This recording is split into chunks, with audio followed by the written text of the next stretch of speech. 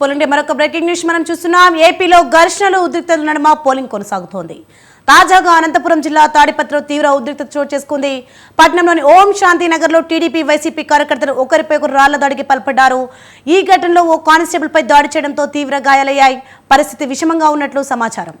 ఇదే అంశానికి సంబంధించి మరింత సమాచారం మా ప్రతినిధి జీవన్ ఫోన్లలో అందిస్తారు. జీవన్, చెప్పండి, ఏపీలో ఘర్షణలు ఉద్రిక్తత నడుమ పోలింగ్ కొనసాగుతుంది. అసలు పోలింగ్ ఎంతవరకు నమోదైంది? దీనిపైన అప్డేట్స్ ఏంటి? ప్రస్తుతం ఉమ్మడి అనంతపురం జిల్లా వ్యాప్తంగా ఉదయం 7 గంటల నుంచి పోలింగ్ కేంద్రానికి అయితే భారీగా ఓటర్లు చేరుకున్న ఓటు హక్కునైతే వినియోగించుకుంటున్నటువంటి పరిస్థితి నెలకొంది. ఈ నేపథ్యంలోనే అనంతపురం జిల్లా వ్యాప్తంగా కూడా ఓటు హక్కును వినియోగించుకుంటూ పెద్ద ఎత్తున బారులు తిన్నటువంటి పరిస్థితి కూడా కనిపిస్తుంది. ఇందులో భాగంగానే తాడిపత్రి నియోజకవర్గంలో ఉన్నటువంటి పోలింగ్ కేంద్రాల వద్ద నిత్యం వివాదాల్లో ఉన్నటువంటి తాడిపత్రి నియోజకవర్గంలో ఎవరైతే వైఎస్ఆర్సీపీకి సంబంధించినటువంటి అభ్యర్థిని, తర్వాత కూటమికి సంబంధించినటువంటి అభ్యర్థి పోలింగ్ తీరును పరిశీలించడానికి వెళ్ళినటువంటి సందర్భంలో అక్కడ ఒకరికొకరు ఎదురెదురు పడటంతో కొంచెం ఉద్రిక్తత వాతావరణం దారితీసినటువంటి పరిస్థితి అయింది. అయితే సకాలంలో పోలీసులు స్పందించినప్పటికీ కొంతమేర ఉద్రిక్త వాతావరణం సద్దుమైనటువంటి నేపథ్యంలో మరొకసారి అక్కడే అభ్యర్థులు కూడా అక్కడే ఉండటంతో ఈ ఇద్దరి మధ్య మరొకసారి ఉద్రిక్త వాతావరణం దారితీసి పరస్పరం రాళ్లు రూపుకునే స్థాయి వరకు వెళ్ళిపోయింది. ఈ నేపథ్యంలోనే వైకాపా అభ్యర్థికి సంబంధించినటువంటి పెద్దారెడ్డి కుమారుడు హర్షవర్ధన్ రెడ్డి వాహనాలు ధ్వంసం చేసినటువంటి పరిస్థితి కూడా కనిపిస్తుంది. వాహనాలపై రాళ్ల దాడికి పెద్ద రాళ్లు వేసి అక్కడ విధ్వంసానికి కూడా కూరుకున్నటువంటి పరిస్థితి కనిపిస్తుంది. ఇదే తరుణంలోనే కేంద్ర బలగాలు పెద్ద ఎత్తున మోహరించడంతో అక్కడ పోలీసులు కొంతమేర సద్దుమణిగే ప్రయత్నం చేసినప్పటికీ పోలీసుల మీద కూడా అక్కడ ఉన్నటువంటి కానిస్టేబుల్ మీద కూడా దాడికి పాల్పడడంతో అక్కడున్న ఒక కానిస్టేబుల్ కూడా పెద్ద ఎత్తున గాయాలు అయితే అవడం వల్ల ఆసుపత్రికి తీసుకోవడంతో పరిస్థితి కూడా విషమంగా ఉన్నటువంటి పరిస్థితి. ఇదే నేపథ్యంలోనే జిల్లాలో కళ్యాణదుర్గం నియోజకవర్గంలో అయితేనేమి, తర్వాత గుంతకల్ నియోజకవర్గంలో అయితేనేమి చాలా చోట్ల ఉద్రిక్త పరిస్థితుల నడుమ ఓటింగ్ ప్రక్రియ అయితే జరుగుతా ఉంది. ఈ నేపథ్యంలో పోలీసులు ఎస్టీనే స్వయంగా అక్కడికి వెళ్లి పర్యవేక్షణ చేసినటువంటి పరిస్థితి ఉంది.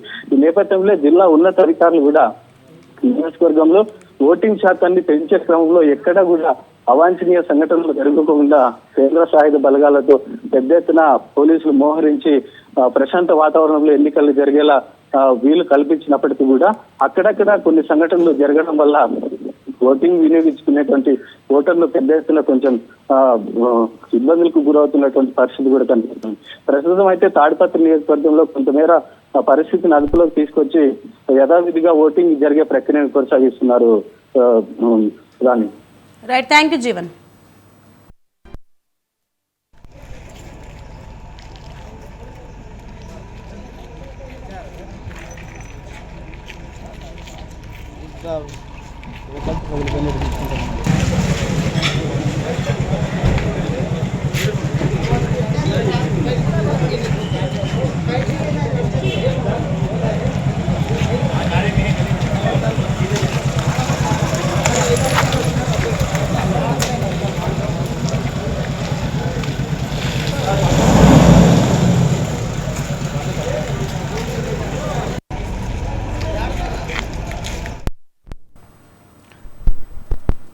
తెలుగు రాష్ట్రాల్లో సార్వత్రిక ఎన్నికల పోలింగ్ కొనసాగుతోంది. ఏపీలోని మొత్తం 175 శాసనసభ, 25 లోక్సభ స్థానాలకు తెలంగాణలోని 17 లోక్సభ నియోజకవర్గాల్లో సోమవారం ఓటింగ్ జరుగుతోంది. ఓటు హక్కు వినియోగించుకునేందుకు ఓటర్లు ఉదయం నుంచే పోలింగ్ కేంద్రాల వద్ద బారులు తీరారు.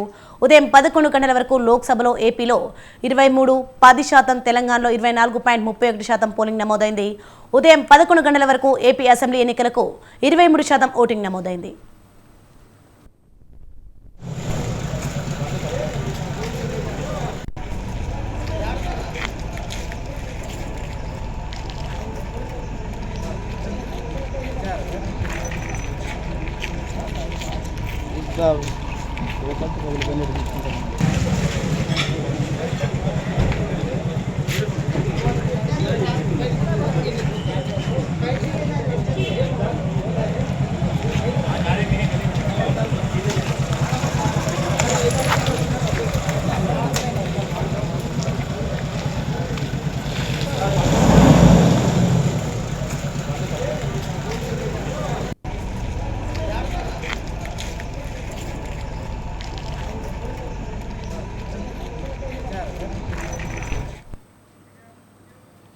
పోలింగ్ కేంద్రాల వద్ద ఉదయం నుంచే ఓటర్లు బారులు తీరారు. తమ అభిమాన నేతలను ఎన్నుకునేందుకు ఎండను సైతం లెక్క చేయకుండా క్యూ లైన్లలో నిల్చున్నారు.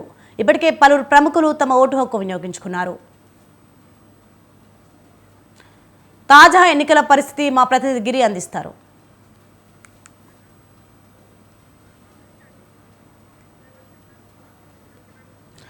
ఇదే అంశానికి సంబంధించి మరింత సమాచారం మా ప్రతినిధి రమేష్ లైవ్ ద్వారా అందిస్తారు. రమేష్, ఓటింగ్ శాతం ఎలా ఉంది అక్కడ, పోలింగ్ శాతం?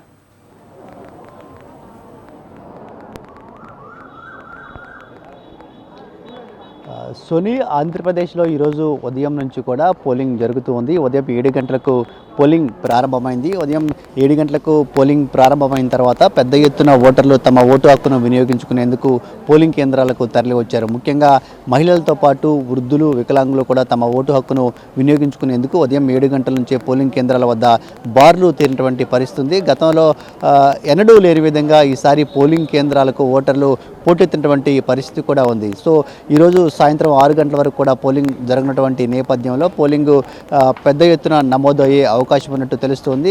గత ఎన్నికల్లో దాదాపుగా 79% మాత్రమే పోలింగ్ నమోదైంది. కానీ ఈసారి అంతకంటే ఎక్కువ పోలింగ్ నమోదయ్యే అవకాశం ఉన్నట్లు అధికారిక వర్గాలు చెప్తున్నటువంటి పరిస్థితి కూడా ఉంది. సాధారణంగా పోలింగ్ మధ్యాహ్నం సమయంలో చాలా తక్కువగా ఉంటుంది. కానీ ఇప్పుడు మనం ప్రస్తుతం విజయవాడలోని సూర్యారావుపేట పోలింగ్ కేంద్రం వద్ద ఉన్నాం. పరిస్థితిని చూడవచ్చు. పోలింగ్ కేంద్రాలకు ఇప్పుడు కూడా ఓటర్లు ఎవరైతే ఉన్నారో ఓటర్లు తరలి వస్తున్నటువంటి పరిస్థితి కూడా ఉంది. సాధారణంగా ఉదయం 11 గంటల వరకు పెద్ద ఎత్తున పోలింగ్ జరుగుతుంది. మధ్యాహ్నం 11 నుంచి సాయంత్రం 3 గంటల వరకు పోలింగ్ శాతం కొంత తక్కువగా ఉంటుంది. కానీ దానికి కొంత భిన్నంగా అయితే కనిపిస్తుంది. మధ్యాహ్నం సమయంలో కూడా ఒకవైపు ఎండ తీవ్రత ఎక్కువగా ఉన్నప్పటికీ కూడా ఓటర్లు మాత్రం పోలింగ్ కేంద్రాలకు తరలి వస్తున్నటువంటి పరిస్థితి అయితే మనం స్పష్టంగా చెప్పుకోవచ్చు. అన్ని పోలింగ్ కేంద్రాల్లో కూడా ఓటర్లు తమ ఓటు హక్కును వినియోగించుకునేందుకు బారులు తిరుగుతున్నటువంటి పరిస్థితి కూడా ఉంది. పెద్ద ఎత్తున మహిళలు ఈసారి ఓటింగ్లో పాల్గొనడం ఒక విశేషంగా కూడా చెప్పుకోవచ్చు. మధ్యాహ్నం సమయంలో కూడా ఇంత పెద్ద ఎత్తున పోలింగ్లో పాల్గొంటున్నారంటే సాయంత్రానికి 3 తర్వాత ఇంకా పోలింగ్ శాతం మరింత పెరిగే అవకాశం అయితే స్పష్టంగా ఉంటుందని చెప్పుకోవచ్చు. ఇక ఈరోజు ఉదయం నుంచి చూస్తే ఉదయం పోలింగ్ కొంత ప్రశాంతంగా ప్రారంభమైనప్పటికీ కొంత 2 గంటల పోలింగ్ జరిగిన తర్వాత రాష్ట్ర వ్యాప్తంగా అక్కడక్కడ గొడవలు జరుగుతున్నటువంటి పరిస్థితి ఉంది. కొన్ని చోట్ల ఉద్రిక్త పరిస్థితులు కూడా నెలకొన్న పరిస్థితి కూడా ఉంది. ప్రధానంగా మాచర్ల నియోజకవర్గంలో ఈరోజు ఉదయం తెలుగుదేశం పార్టీ, వైఎస్ఆర్ కాంగ్రెస్ పార్టీ నేతల మధ్య దాడులు, ప్రతిదాడులు జరిగినటువంటి పరిస్థితి ఉంది. ఆ తర్వాత కొద్దిసేపటి క్రితం చూస్తే నరసరావుపేటలో కూడా అటు నరసరావుపేట టీడీపీ అభ్యర్థి లావు శ్రీకృష్ణదేవరాయల వెహికల్స్ను కూడా వైఎస్ఆర్ కాంగ్రెస్ పార్టీ నేతలు ధ్వంసం చేసినటువంటి పరిస్థితి ఉంది. మరోవైపు బాపట్ల నుంచి వైఎస్ఆర్ కాంగ్రెస్ పార్టీ ఎంపీ అభ్యర్థిగా పోటీ చేసినటువంటి సురేష్, వైసీపీ అభ్యర్థి సురేష్ వాహనాలను తెలుగుదేశం పార్టీకి సంబంధించినటువంటి కార్యకర్తలు వాహనాలను ధ్వంసం చేసినటువంటి పరిస్థితి ఉంది. మరోవైపు ప్రకాశం జిల్లా దర్శి నియోజకవర్గంలో కూడా వైఎస్ఆర్ కాంగ్రెస్ పార్టీ, టీడీపీ నేతల మధ్య దాడులు జరిగినటువంటి నేపథ్యంలో తెలుగుదేశం పార్టీకి సంబంధించిన అభ్యర్థి రోడ్డుపైన బైఠాయించి ధర్నా చేసినటువంటి పరిస్థితిని కూడా చూసాం. మరోవైపు రాయలసీమ జిల్లాలో కూడా కొంత ఉద్రిక్త పరిస్థితులు నెలకొన్నట్టు తెలుస్తుంది. ప్రధానంగా అనంతపురం జిల్లా తాడిపత్రి నియోజకవర్గంలో అటు వైఎస్ఆర్ కాంగ్రెస్ పార్టీ, అదేవిధంగా తెలుగుదేశం పార్టీకి సంబంధించిన నేతలు, కార్యకర్తల మధ్య గొడవలు, ఆందోళన జరిగినటువంటి పరిస్థితి కూడా ఉంది. ఒకవైపు ఆందోళన కొనసాగుతూనే ధర్నాలు, గొడవలు కూడా జరుగుతున్నటువంటి పరిస్థితి ఉంది. అయినా ఓటర్లు మాత్రం తమ ఓటు హక్కును వినియోగించుకునేందుకు పోలింగ్ కేంద్రాలకు పెద్ద ఎత్తున తరలి వస్తున్నటువంటి పరిస్థితి కూడా ఉంది. ఈరోజు ఉదయం నుంచి పోలింగ్ జరుగుతున్నటువంటి తీరు ఏదైతే ఉందో ఈ తీరుని ఎప్పటికప్పుడు కూడా అధికారులు పరిశీలిస్తూ ఉన్నారు. ప్రధానంగా ఎన్నికల ప్రధానాధికారి మీనా కూడా ఎప్పటికప్పుడు రాష్ట్రంలో పోలింగ్ జరుగుతున్నటువంటి తీరును పరిశీలించడంతో పాటు రాష్ట్రంలో ఏదైతే గొడవలు కానీ, ఆందోళనలు కానీ జరుగుతూ ఉన్నాయో వాటన్నిటిపైన కూడా దృష్టి పెట్టినటువంటి పరిస్థితి కూడా ఉంది. ఎక్కడా గొడవలు లేకుండా, ఆందోళన లేకుండా ప్రశాంత వాతావరణంలో పోలింగ్ నిర్వహించేందుకు అన్ని రకాల ఏర్పాట్లు చేసినప్పటికీ కూడా కొన్ని చోట్ల ఈ దాడులు, గొడవలతో మాత్రం కొంత ఉద్రిక్త వాతావరణం ఏపీలో నెలకొన్న పరిస్థితి ఉందైతే చెప్పుకోవచ్చు. మరోవైపు ఈ పోలింగ్ జరుగుతున్నటువంటి నేపథ్యంలో దాడులు, ప్రతిదాడుల నేపథ్యంలోనే ఇటు అధికార వైఎస్ఆర్ కాంగ్రెస్ పార్టీ ఈసీకి ఫిర్యాదు చేస్తూ ఉంది. తెలుగుదేశం పార్టీ ఉద్దేశపూర్వకంగానే దాడులకు పాల్పడుతుందని టీడీపీ ఆరోపిస్తుంది. మరోవైపు వైఎస్ఆర్ కాంగ్రెస్ పార్టీ కూడా ఇదే రకమైనటువంటి ఆరోపణలు చేస్తుంది. వచ్చే ఎన్నికల్లో, ఈ ఎన్నికల్లో లబ్ధి కోసమే కావాలని తెలుగుదేశం పార్టీ కూడా దాడులకు పాల్పడుతుంది, ఓటర్లను భయభ్రాంతులకు గురి చేస్తుందనే అభిప్రాయాన్ని వైఎస్ఆర్ కాంగ్రెస్ పార్టీ నేతలు కూడా వ్యక్తం చేస్తూ ఉన్నారు. ఇదే అంశాలకు సంబంధించి ఎన్నికల సంఘానికి కూడా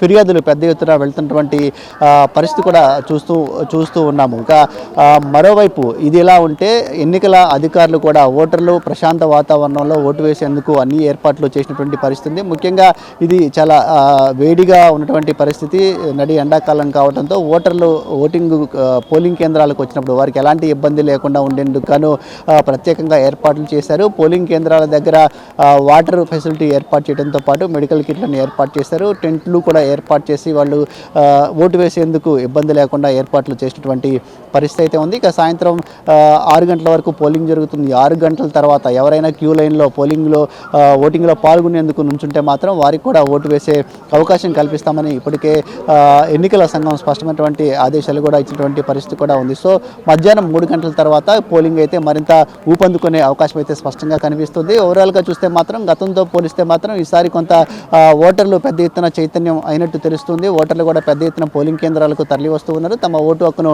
వినియోగించుకుంటున్నటువంటి పరిస్థితి కూడా ఉంది. గతంలో పట్టణ ప్రాంతాల్లో ప్రధానంగా ఈ పోలింగ్ అనేది చాలా తక్కువగా జరుగుతూ ఉండేది. కానీ ఈసారి పట్టణ ప్రాంతాల్లో కూడా పోలింగ్ పెరిగే అవకాశం ఉందని అయితే తెలుస్తుంది. పోలింగ్ పెంచడం కోసం ఓటర్లందరూ తమ ఓటు హక్కును వినియోగించుకోవడం ఎన్నికల సంఘం కూడా స్పష్టంగా అనేక సార్లు ఓటు హక్కు వినియోగించుకోవాలని చెప్పడం జరిగింది. ఓటు విలువను తెలియజేసే ప్రయత్నం కూడా చేసింది. ముఖ్యంగా పట్టణవాసులు కూడా తమ ఓటు హక్కును ఖచ్చితంగా వినియోగించుకోవాలంటూ పదే అవేర్నెస్ చేసే ప్రయత్నం కూడా చేసింది. దీంతో ఓటర్లు పెద్ద ఎత్తున తరలి వస్తున్నారని అయితే చెప్పుకోవచ్చు. గతంలో ఎన్నడూ లేని విధంగా ఏపీకి సంబంధించిన వాళ్ళు ఎవరైతే పక్క రాష్ట్రాల్లో జాబులు కావచ్చు, లేదంటే ఇతర ఉద్యోగ అవకాశాలకు వెళ్ళారో వారికి ఇక్కడ ఎవరికైతే ఓటు ఉందో వాళ్ళందరూ కూడా ఈసారి తమ ఓటు హక్కును వినియోగించుకునేందుకు వచ్చినటువంటి పరిస్థితి ఉంది. ఇక ఎన్ఆర్ఐలు కూడా ఈసారి తమ ఓటు హక్కును వినియోగించుకునేందుకు ఇతర దేశాల నుంచి ఇక్కడికి వచ్చినటువంటి పరిస్థితి కూడా ఉంది. దీన్ని బట్టి చూస్తే మాత్రం ఖచ్చితంగా పోలింగ్ శాతం పెరిగే అవకాశం ఉన్నట్టయితే తెలుస్తూ ఉంది. ఇక రాజకీయంగా ఒకవైపు విమర్శలు, ప్రతి విమర్శలు, ప్రతి దాడులు కొనసాగుతున్నటువంటి నేపథ్యంలో మధ్యాహ్నం తర్వాత దీనికి సంబంధించి